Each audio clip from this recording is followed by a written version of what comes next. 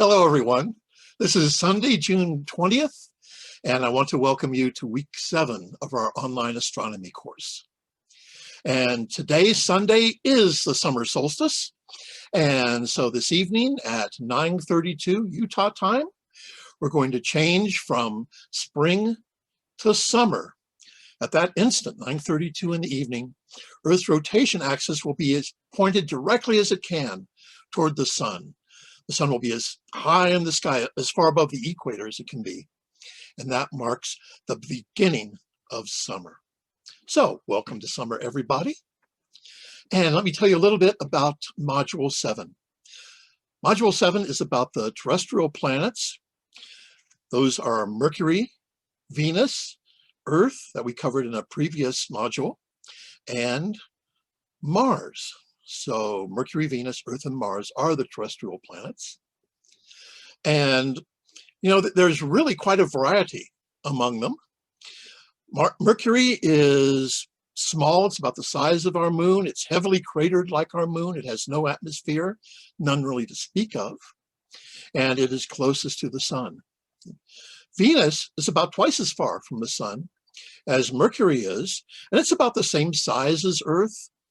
And it has a thick carbon dioxide atmosphere that gives it a super greenhouse effect. And that means that although Venus is twice as far from the sun as Mercury is, the surface of Venus is much hotter than the surface of Mercury. Earth, you already know about. And then we move outward from Earth to Mars. And Mars is a planet that we're getting familiar with in the same way that we're familiar with Earth. We know what the landscape looks like. We know something of its geologic history. We know that in the past, there were vast bodies of water on the planet. And we've been exploring Mars for a long time. The first landing on Mars took place in 1976. The Viking landers 1 and 2 landed in 1976.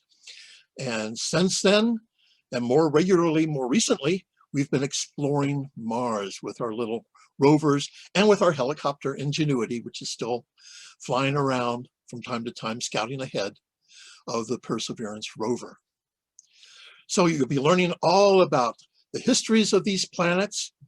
And you know, there are mysteries too, because they all formed out of the same cloud of gas and dust about 4.6 billion years ago. And so if you compare, you know, Venus and Earth and Mars, why are they so different? They're not, their sizes aren't all that different. Mars is a bit smaller, but you know, what is the difference? And that's one of the intriguing questions you'll learn about in this module. Now, as far as what's up in the sky right now, let's just take a look at Stellarium. And there's Stellarium. And we're looking south, a little bit southeast right now. And right now, the moon is a bit past its first quarter phase, heading into a full moon. And the full moon will be this Thursday on the 24th. Now, on the 23rd, Wednesday, is when the moon is closest to Earth. It's at its perigee. And that means the moon is going to look larger than usual, just a little bit, but enough that it's noticeable. It'll look a little bit larger, and so that will be a super full moon. And it's the last super full moon of 2021. So go out, take a look at that, and appreciate that super full moon you're seeing. It's called a strawberry moon. And I don't know if any of you have strawberry plants planted that you have access to, but our strawberries have been coming in and they're delicious. So the full moon near when the strawberries are coming in is called the strawberry moon. There's a couple constellations here that I'll call your attention to. One of them is Scorpius, and that consists of these three stars right here. And this red giant star, that's Antares. And here, let me put the lines up for you, the constellation lines. And here we go. These three stars and Antares mark the head of Scorpius the Scorpion. Here is the body of Scorpius going down, almost touching the southern horizon, coming back up, and here's the stinger in the tail. So this is Scorpius.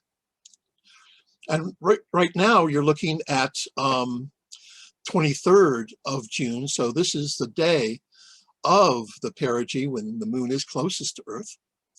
So that's a little bit to the west of the moon. To the east of the moon is the constellation of Sagittarius.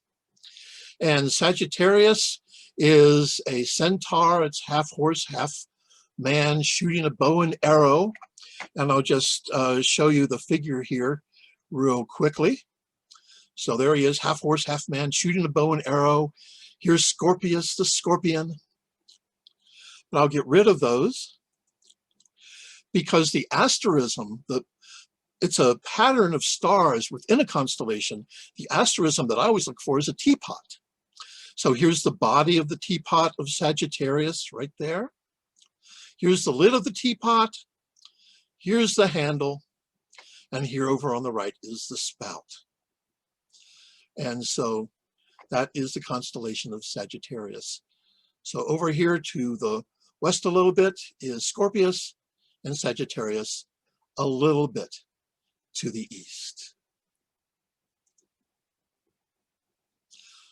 Well, I hope you enjoy learning about the terrestrial planets. These are the planets that we know best.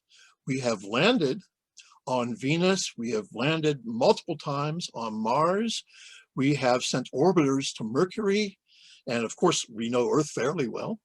And so we know the terrestrial planets and their histories very well. And I hope you enjoy learning about those histories in this module. As always, if you have any questions, send me an email to ask. I'll be happy to set up a Zoom meeting. We can meet in my office, post the question in the discussions. But until then, I hope you have a great week. I hope you enjoy this beginning of summer, and I'll look forward to seeing you next time. So until then, bye-bye.